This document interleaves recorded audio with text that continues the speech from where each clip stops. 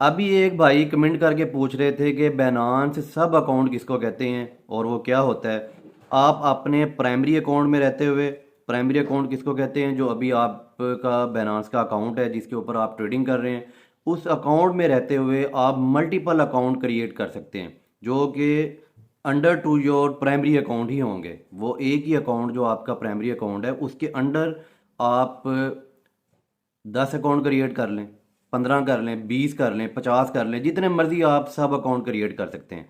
अब इन सब अकाउंट्स को क्रिएट करने का जो मकसद है, जो पर्पज़ है, वो डिफरेंट हो सकते हैं। हर बंदा जो है उसका पर्पज़ डिफरेंट हो सकता है। फॉर एग्ज़ाम्पल, आप अपने बैनांस की ऐप को किसी थर्ड पार्टी ऐप के साथ कनेक्ट करना चाहते हैं, और जिसको बोट ट्रेडिंग कहते हैं, या कोई भी पर्पज़ हो सकता है, और आप ये नहीं चाहते कि आपके सारे फंड्स जो हैं वो गैर महफूज हो जाएं, तो आप क्या करेंगे। सपोज अभी आपके अकाउंट के अंदर $1,000 पड़े हैं और आप ये कहते हैं कि यार मैं चलो $100 का रिस्क ले लेता हूँ, मैं थर्ड पार्टी ऐप के साथ किसी भी पर्पज़ से मैं कनेक्ट कर रहा हूँ। तो आप क्या करेंगे कि एक सब अकाउंट क्रिएट कर लेंगे और अपने $100 उस सब अकाउंट के अंदर आप ट्रांसफ़र कर लेंगे, और उस अकाउंट की एपीआई की जो है, उस सब अकाउंट की एपीआई की जो है, वो उस थर्ड पार्टी जो ऐप है उसके साथ आप कनेक्ट कर लेंगे।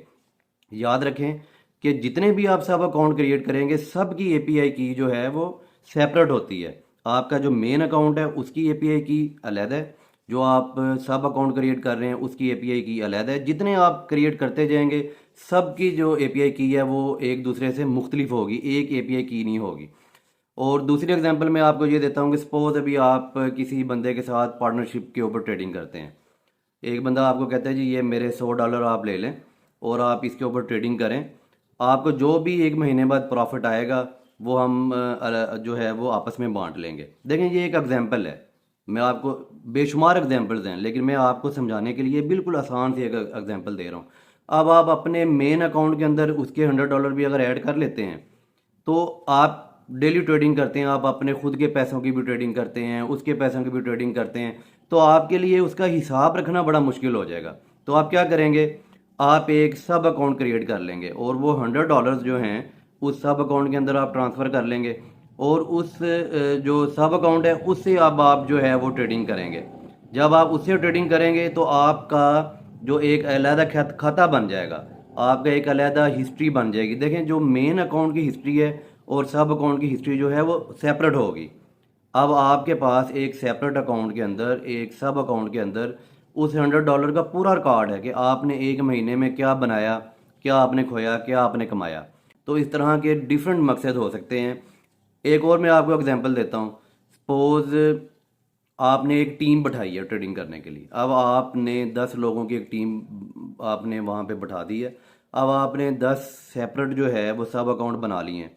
ठीक है, अब आप उन सब अकाउंट्स को सेपरेट सेपरेट जो है वो परमिशंस भी दे सकते हैं कि ये एक अकाउंट जो है, ये एक सब अकाउंट जो है, इसके पास ये इतनी परमिशंस हैं, ये यहाँ तक जो है ये कर सकता है, ये नहीं कर सकता। दूसरा सब अकाउंट जो है वो ये कर सकता है, ये नहीं कर सकता।